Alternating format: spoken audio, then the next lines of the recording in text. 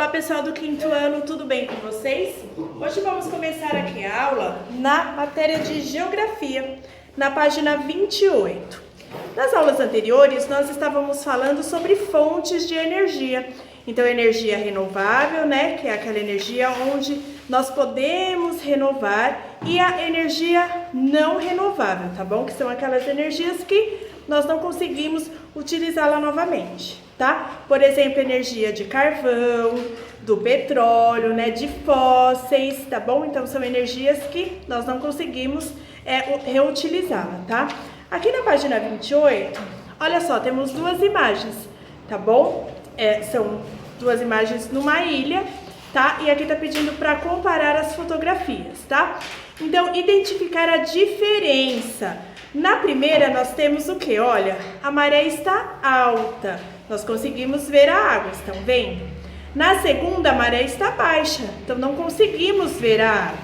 Então, primeiro, a maré está alta e na segunda fotografia, a maré está baixa. Essa é a diferença. Que fonte de energia é explorada na costa da Normândia? Justamente a força das marés, que é a força da água, tá bom?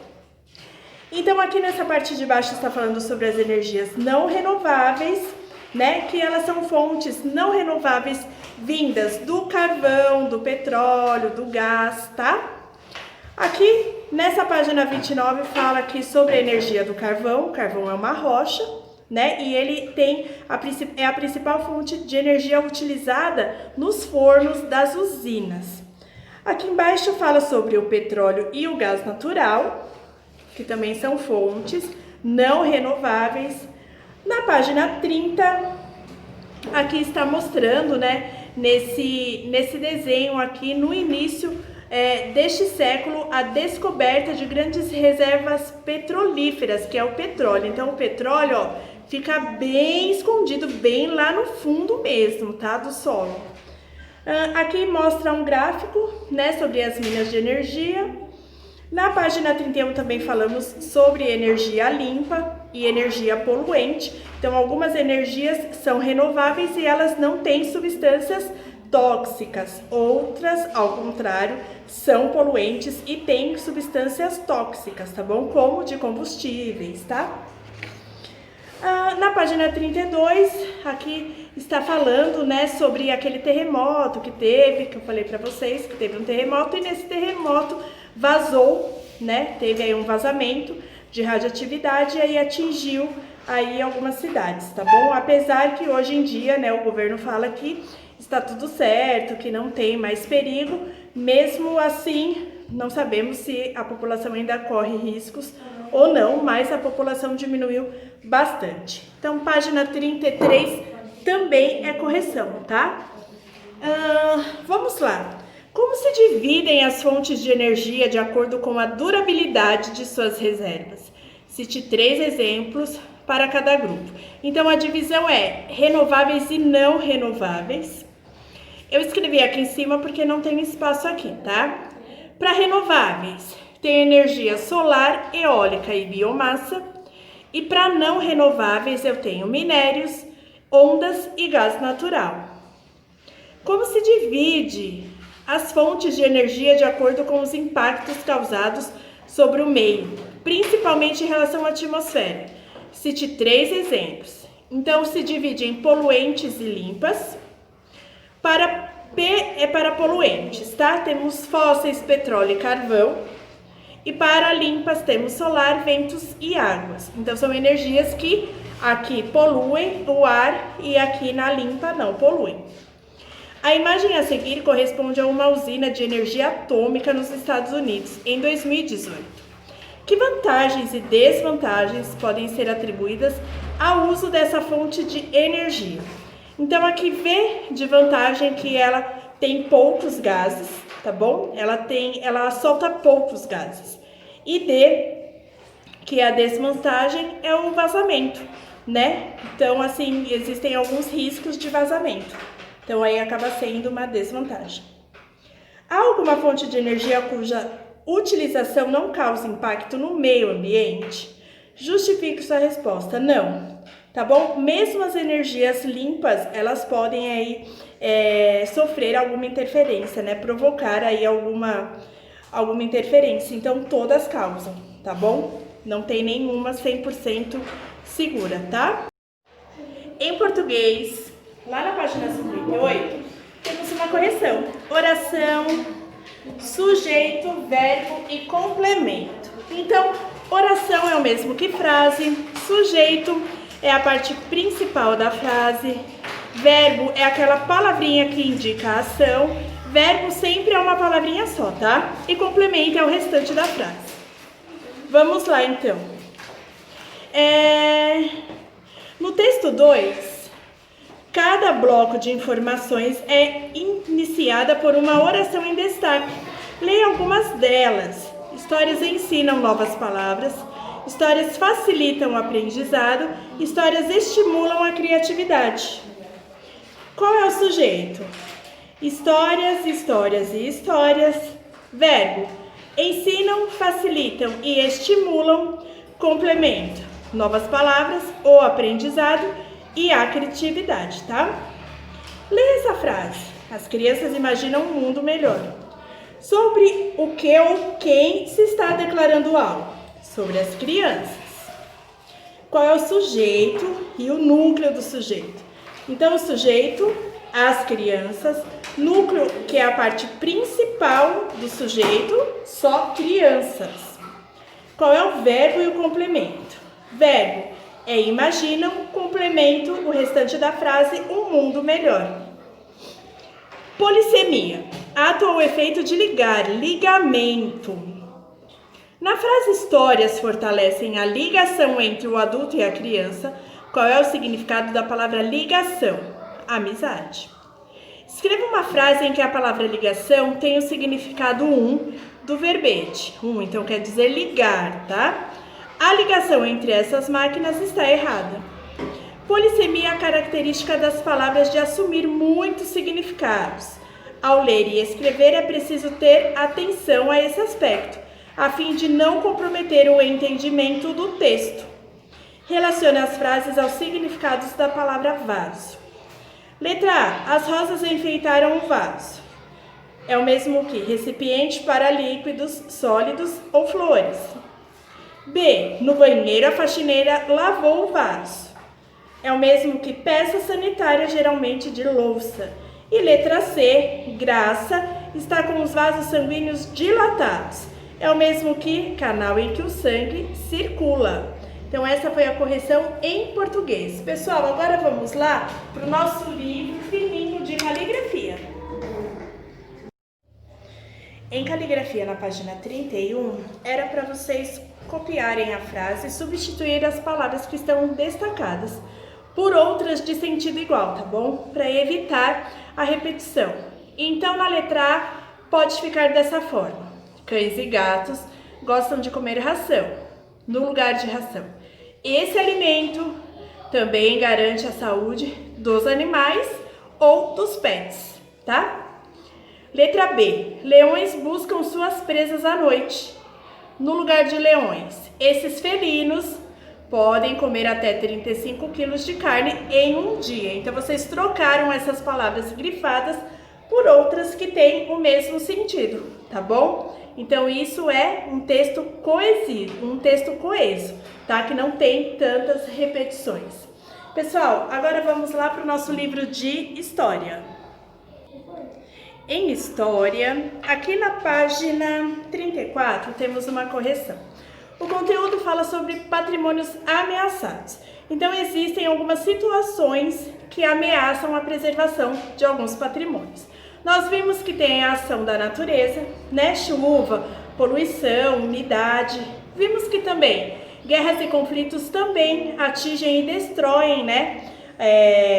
Algumas das preservações. Vimos também que a ação humana, né? O vandalismo, a pichação, também destrói. Descaso dos órgãos públicos, que são os governos que são responsáveis por preservar e acabam não preservando aí alguns lugares, então acabam estragando. Então, sobre esse conteúdo, vamos responder aqui. Olha, essas imagens mostram alguns patrimônios mundiais em perigo. Leia os textos em seguida e identifique as ações que ameaçam esses patrimônios. Bom, aqui é um lugar localizado na Síria, né? Um lugar muito antigo. Então, nessa imagem, o que aconteceu? Qual foi a ameaça? Guerra, tá bom? Aqui na imagem 2, né? Temos uma cidade aqui no Peru, que também aconteceu o quê? Olha, aqui também era um patrimônio, né, arqueológico, e ele foi ameaçado por ações da natureza e ações humanas também. Aqui na imagem 3 temos um centro histórico lá no Maranhão, que também era um patrimônio mundial. E o que aconteceu aqui, pessoal? Qual foi a ameaça? A ação humana, tá bom? Bom, eu acho que eu falei para vocês a diferença de pichação e grafite, né? Pichação é esse rabisco todo aqui sem fundamento nenhum, tá bom? Então é quando é realizado sem o consentimento da pessoa, né? Você chegar lá e escrever um monte de coisa sem que a pessoa autorize, isso é sim uma pichação. Agora o grafite não, são desenhos, né, muito bem feitos que servem até para chamar atenção, né, e é consentido pelo proprietário, então é diferente, tá bom? A pichação, ela é um ato ilegal, a pessoa vai presa, tá? O grafite não. O grafite, ele é um tipo de expressão artística, tá? E ele é consentido pela pessoa, pelo proprietário. Aqui na página 35, era para vocês identificarem um patrimônio que esteja em perigo na região onde vocês vivem. Nós moramos na região sudeste, tá? Bom, eu não pesquisei nenhum, mas como tá pedindo da região onde vocês vivem, quem achou pode mandar para cá, tá bom? Tira foto e manda. Se fosse de outra região, teria um que vocês conhecem muito bem, que é a Amazônia, né? Então, é um patrimônio nosso e também está em perigo, tá? Bom, aqui tem um caça-palavras, né, sobre algumas ações que podem recuperar, algumas ações que correspondem aqui as coisas ilegais, né, que não devem ser feitas ao patrimônio, tá bom? Então, letra A, uma das funções do IPAM é fiscalizar. Então, temos aqui a palavra fiscalizar, olha. Aqui, tá bom? Em pé. Uma das maravilhas do mundo moderno, Coliseu, está aqui, ó, deitada a palavrinha. Sigla da Organização Mundial responsável pela escolha, manutenção e preservação dos patrimônios da humanidade. Unesco, aqui também, ó, palavrinha deitadinha. Uma das ações que colocam os patrimônios em risco, vandalismo, é a primeira aqui, ó, na horizontal. E tipo de patrimônio cultural da humanidade que não é tangível, imaterial. Olha só, cadê imaterial aqui, ó, de pezinho, tá bom? Pessoal, agora vamos lá no nosso livro de português de novo, tá bom? Bom, pessoal do quinto ano, na página 60, olha só, conversação dirigida. Então, o que acontece? Aqui nessa imagem, vocês estão vendo, temos aqui uma tartaruga, né, marinha. E o que acontece? Ela está, sabe com o que na boca? Um saquinho plástico. Vocês sabiam que nós, né, nós brasileiros, somos o 5º país que mais utilizamos material plástico? Pois é. E o que acontece? Muito desses materiais, dessas sacolinhas principalmente, nessas sacolinhas plásticas de mercado, elas vão para o mar. E aí o que acontece quando elas vão para o mar? Vocês já sabem, tá aqui na ilustração. Acaba acontecendo esse desastre, gente. O descarte de embalagens plásticas da natureza acaba afetando os animais que vivem lá no mar. Então, o que acontece? Aqui o texto nos fala, né? Aqui a produção de texto nos fala que muitas cidades do Brasil já criaram até leis para substituir, por exemplo, o canudinho plástico pelo canudinho de papel. Eu conheço um lugar que é o McDonald's, onde lá o canudinho de plástico já não é mais de plástico, é de papel. Não conheço outro lugar. Se vocês conhecerem, me fala, tá bom? Mas o McDonald's, por exemplo, ele já dá pra gente o canudinho de papel. Por quê? Porque o plástico, ele é um material que ele demora milhares de anos para ele se dissolver, né, para ele se diluir. Então, acaba acontecendo esse desastre natural, porque vai tudo pro mar, acaba afetando os bichinhos morrem, então é muito triste isso, tá bom? Então o que acontece? Infelizmente nós não podemos conversar, né, frente a frente, mas falando isso para vocês, agora que vocês já sabem um pouco do assunto, vocês irão pesquisar 3 informações a respeito desse assunto, tá bom? De descarte de embalagens plásticas na natureza. Então, informação 1, informação 2 e informação 3. Coloquem aqui as informações, certo? Tá bom. Aqui na página 61, na produção, tem aqui algumas bolinhas, são os tópicos. Vocês podem responder aqui mesmo, tá?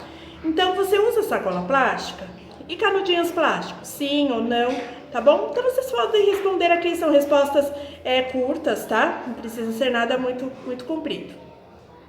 Aí, na 5, tá falando assim para vocês elaborarem um texto das coisas que vocês, das principais informações que vocês anotaram aqui, tá? Então, como não podemos fazer em grupo, vocês escolham aí, elaboram um parágrafo mesmo, tá bom? De algo importante dessa pesquisa que vocês irão fazer, por exemplo, aqui na informação 1, 2, 3, pesquisa alguma coisa importante e elabora uma frase que for, tá bom? Um pequeno texto, 2 parágrafos, tá certo? Então, vocês façam essa parte, respondam essas bolinhas aqui e façam aqui 2 parágrafos ou um parágrafo que seja de alguma informação importante que você tenha descoberto.